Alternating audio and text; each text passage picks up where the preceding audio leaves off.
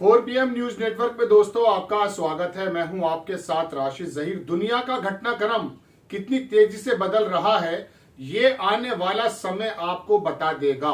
दुनिया की राजनीति जियोपॉलिटिक्स में एक बहुत बड़ी घटना यह हुई कि ईरान के राष्ट्रपति इब्राहिम रईसी का हेलीकॉप्टर क्रैश हो गया। ये आपके कानों में खबर पड़ चुकी होगी। मैं आपको इंटरनेशनल जितने भी जरीदे हैं, जरीदे बोलते हैं संस्थान को, उसके मुताबिक आपको खबर बता रहा हूं कि वहां के राष्ट्रपति, वहां के विदेश मंत्री और बाकी अजरबैजान के गवर्नर और कई सारे लोग एक साथ उड़े।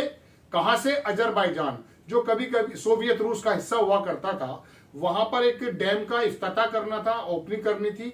उसे करके जब वापस आ रहे थे, दो हेलीकॉप्टर ठीक रहे, तीसरा जिसमें इब्राहिम रईसी थे वो क्रैश हो गया। कल रात से पूरी दुनिया कौतूहल में थी। तरह तरह की बात जो है ट्रेंड कर रही है ट्विटर की दुनिया में। इसराइल का नाम, मोसाद का नाम और इब्राहिम रईसी की इस मौत का बार बार कयास ये लगाए जा रहे हैं कि आखिरकार ये प्लेन, ये जो हेलीकॉप्टर क्रैश हुआ है, इसको कराया गया है या इसके पीछे कोई घटना है। अभी फिलहाल ये बताया जा रहा है कि मौसम की खराबी की वजह से इब्राहिम रईसी का हेलीकॉप्टर गिर चुका है, क्रैश हो चुका है और उनकी डेड बॉडी पूरी दुनिया देख चुकी है। इसराइल के ईरान के अंदर कल से ही ऐसा माहौल था। वहां नमाजें पढ़ी जा रही थी, उनके बारे में प्रेयर की जा रही थी। वहां के जो सुप्रीम लीडर हैं उन्होंने इमरजेंसी घोषित करते हुए बताया कि हम बराबर नजर रख रहे हैं। लेकिन आज सुबह जब उनका हेलीकॉप्टर मिल गया तब ये बिल्कुल साबित हो गई बात कि इब्राहिम रईसी डेथ हो चुकी है और उनके साथ बाकी 8 लोगों की भी डेथ हो गई है। पूरी दुनिया में टर्की हुआ, रशिया हुआ और बाकी अजरबैजान और दुनिया के तमाम मुल्कों ने अपने अपने ड्रोन्स भेजे। बल्कि ये जो हेलीकॉप्टर मिला है ये टर्की के ड्रोन, बहुत ही हाईली, मैं कह सकता हूं एडवांस था वो। उसने ही रात के अंधेरे में पता लगाया कि आखिरकार इब्राहिम रईसी का हेलीकॉप्टर किस जगह क्रैश हुआ है। मैं सिलसिलेवार आपको खबर दिखाता हूं दोस्तों। ये पहली फुटेज सुबह जारी हुई थी जो मैं आपको बता रहा हूं।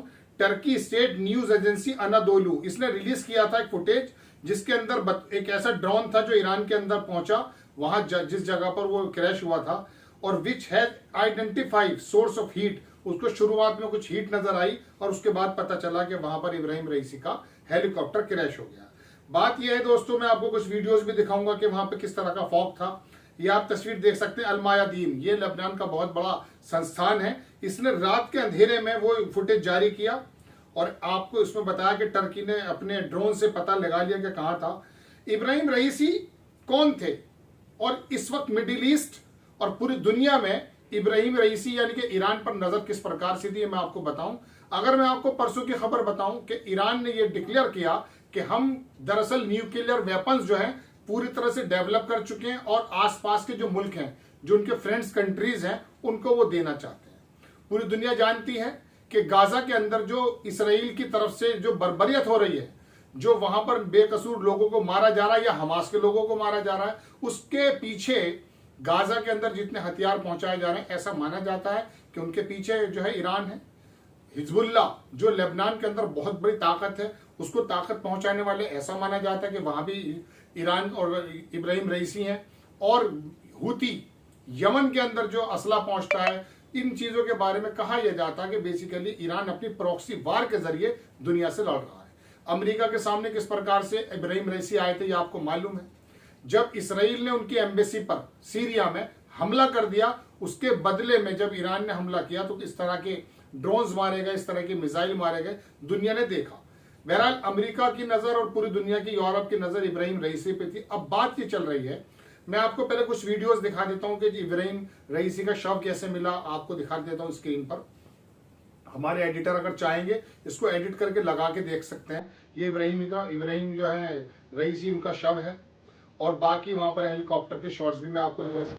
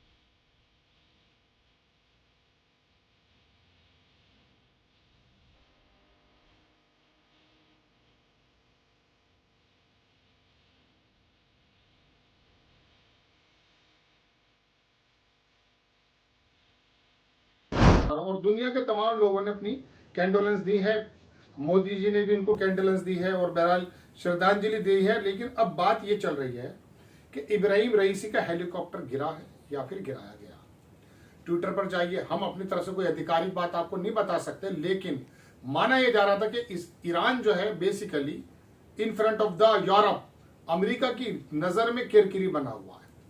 और इसराइल के सामने, इसराइल भी ये चाहता था कि किसी भी तरीके से ईरान को मिडिल ईस्ट की यानी कि गजा की लड़ाई में, कॉन्फ्लिक्ट में ड्रैग कर लिया जाए, खींच लिया जाए। लेकिन ईरान बड़ी अपनी प्रॉक्सी वार के जरिए बहुत तरीके से लड़ाई लड़ रहा था। वो किसी भी तरीके से आगे इन चीजों को कर दिया, अगर जैसे कि हमास है, हिजबुल्लाह के ऊपर आरोप है, इनके जरिए वो यूरोप को ये बताने की कोशिश कर रहा था कि हम लड़ाई में मौजूद हैं। हाँ, फुल फ्लैश एस्केलेट वो अपनी तरफ से नहीं कर रहा था, लेकिन फिर भी दुनिया का मानना है ऐसे समय में मोसाद पर जो है आकर के नजर टिकती है। मोसाद क्या है?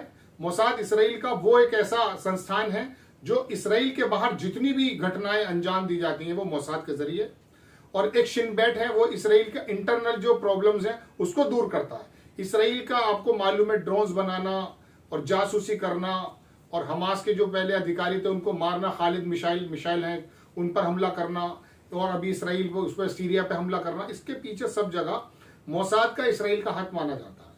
अभी ईरान के अंदर आपको याद होगा कासिम सुलेमानी एक थे, आपको याद है, उसको अमेरिका ने बताया गया कि उसको मारा गया था। वो सारी प्रॉक्सी वार को जो ईरान की तरफ से देखता था वो कासिम सुलेमानी नाम का एक व्यक्ति था, उसको भी मारा गया। उसकी बरसी हो रही थी, तीसरी या चौथी, वहां 200, 300, 250 के करीब लोग मारे गए, बम फट गए वहां पर।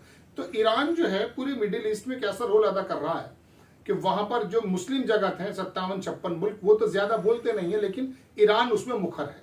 ईरान के खिलाफ भी बहुत लोग हैं, खाली यूरोप नहीं है, सऊदी अरेबिया नहीं चाहता कि ईरान का दखल मिडिल ईस्ट में बढ़े, क्योंकि इनका एक अपनी इंटरनल लड़ाई है, वो किसी जमाने में, मैं किसी और वक्त में बताऊंगा। लेकिन फिलहाल इब्राहिम रईसी के इस घटना से, जो इंसिडेंट मान लीजिए, हत्या मान लीजिए, एग्जैक्टली हम कुछ नहीं कह सकते, लेकिन दुनिया में ये बातें उड़ रही हैं कि जो भी अमेरिका के CIA या मोसाद के खिलाफ खड़ा हुआ है वो अक्सर मारा गया, चाहे वो सऊदी की धरती पर हो, चाहे ईरान और सीरिया के अंदर हो, सद्दाम हुसैन, गद्दाफी हो। एक पूरा का पूरा, दोस्तों मैं आपको बताऊं, एक रीजन है कि ऐसी दुनिया चल रही है। अब जब देश में हमारे 5वें चरण का मतदान चल रहा है, पूरा देश चल रहा है, लेकिन पूरी दुनिया की निगाह अचानक इस चुनाव से हट करके इब्राहिम रईसी के इस एक्सीडेंट में पड़ गई है।